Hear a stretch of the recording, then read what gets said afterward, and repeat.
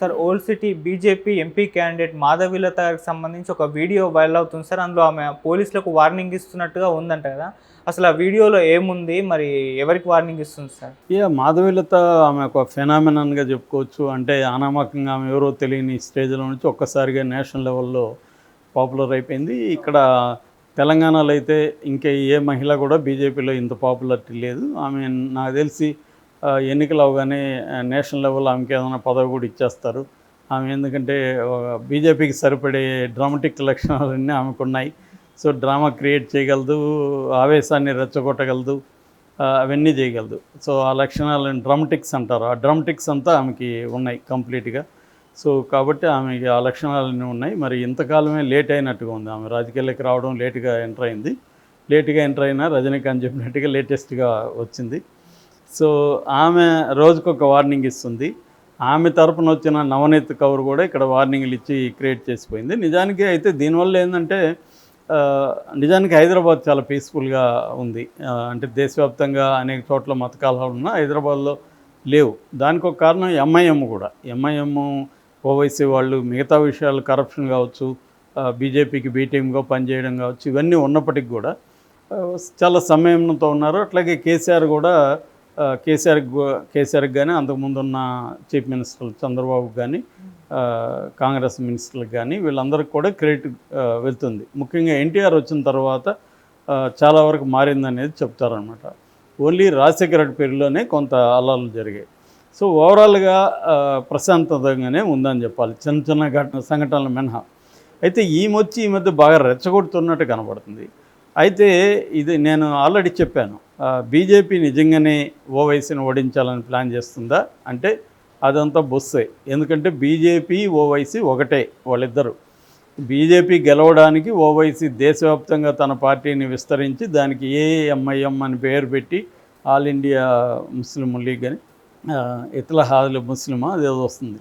So అది పెట్టి ఆయన దేశవ్యాప్తంగా ఎందుకు కంటెస్ట్ చేస్తున్నాడంటే ట్రెడిషనల్గా ముస్లింల ఓట్లు కాంగ్రెస్కి ఇండియా కూటమికి వెళ్తున్నాయి కాబట్టి దాంట్లో చీల్చడం ద్వారా బీజేపీకి మేలు చేయడం అనేది ఆయన చేస్తున్న పని ఎప్పటి నుంచో. అది ఆయన మహారాష్ట్రలో చేస్తున్నాడు, మధ్యప్రదేశ్లో చేశాడు, బీహార్లో చేశాడు, ఈవెన్ వెస్ట్ బెంగాల్కి వెళ్ళాడు, మహారాష్ట్రలో చేశాడు, అన్ని చోట్ల ఆయన చేస్తున్నాడు.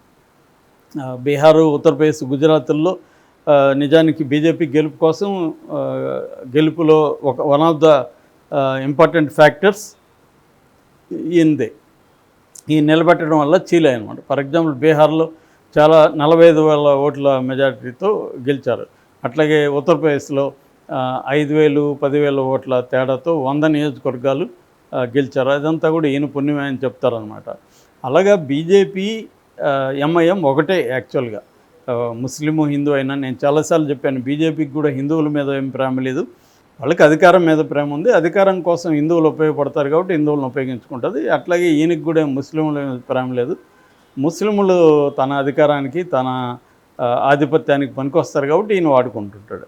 వీళ్ళిద్దరూ గోల్ ఒకటే, వీళ్ళిద్దరి గోల్ అధికారమే. ఇక్కడ ముస్లింలు, హిందువులు అనేది సాధారణ ప్రజలు కొట్టుకుదావాలి తప్ప వీళ్ళిద్దరికి ఏమీ లేదు. బీజేపీకి లేదు, ఈయనకి లేదు. సో ఈ రకంగా చూసినప్పుడు ఈమెను ఎందుకు ఇంత ఇంపార్టెన్స్ ఇచ్చి చేస్తున్నారంటే, ఇప్పుడు ఎందుకు మేమేదో ఓడిచ్చేస్తాం అన్న పద్ధతిలో ఒక పెద్ద పోరాటాన్ని చేస్తున్నట్టుగా బిల్డప్ ఇస్తున్నారంటే, వాళ్ళకి తెలంగాణలో అసెంబ్లీ ఎన్నికల్లో నష్టం జరిగింది. ఆ నష్టం ఏంటంటే ఇటు బీఆర్ఎస్తో కుమ్మక్కయ్యారు, ఇటు అదే ఎంఐఎంతో కుమ్మక్కయ్యారు అని ఒక పేరు రావడం వల్ల ఏమైందంటే ఇక్కడ ముస్లింలు కాంగ్రెస్ వైపు మొగ్గు చూపారు.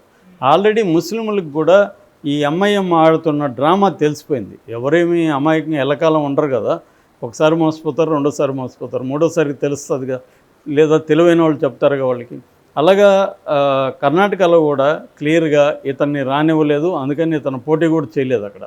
సో కర్ణాటకలో కూడా ముస్లింలు అంతా కాంగ్రెస్కి సపోర్ట్ చేశారు. ఇప్పుడు తెలంగాణలో కూడా కాంగ్రెస్కి సపోర్ట్ చేశారు అసెంబ్లీ ఎన్నికల్లో. అందుకని బీజేపీ ఏం ఆలోచించిందంటే, మనం ఎంఐఎంతో గట్టిగా ఫైట్ ఇచ్చినట్టు లేకపోతే ఇక్కడ హిందువులు మనకి కన్సాలిడేట్ కారు.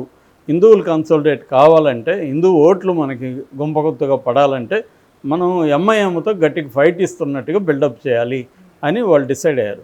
అట్లాగే బీఆర్ఎస్తో కూడా ఫైట్ చేస్తున్నట్టుగా డిసైడ్ అయ్యారు. అందుకని కవితను అరెస్ట్ చేయడం, ఆ, కేసీఆర్ మీద ఒంటికాళ్ళ మీద లేయడం ఇవన్నీ చేస్తున్నారు. సో అంటే బీఆర్ఎస్ని తొక్కేసి ఆ ప్లేస్లోకి బీజేపీ రావాలనేది బీజేపీ ప్లాను.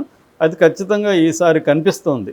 ఆల్ సర్వేలు చూసుకుంటే కూడా బీజేపీకి ఆల్మోస్ట్ కాంగ్రెస్కి దగ్గరగా సీట్లు వస్తాయని చెప్తున్నారు. బీఆర్ఎస్కి 0 నుంచి 1 వస్తే ఎక్కువ అనేది అందరి అభిప్రాయం. బీఆర్ఎస్ పరిస్థితి అది.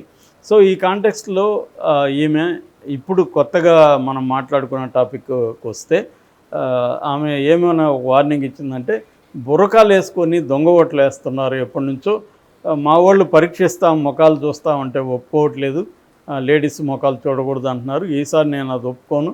ఖచ్చితంగా పోలీసులు మేము కంప్లైంట్ ఇచ్చినప్పుడు వాళ్ళని పరీక్షించాల్సిందే. మేము కూడా కావాలంటే ముస్లింలనే పెడతాం పరిశీలించదని, ముస్లిం స్త్రీలనే పెడతాం, కానీ పరిశీలించాల్సిందే అని డిమాండ్ చేస్తాం. ఆ డిమాండ్ అయితే న్యాయమైంది. ఎందుకంటే ఇక్కడ ఫెయిర్ అండ్ ఫ్రీ ఎలక్షన్ జరిగేటప్పుడు నేను ముసుగేసుకొని ఓటేస్తా అంటే ఎవరన్నా ఒప్పుకుంటారా?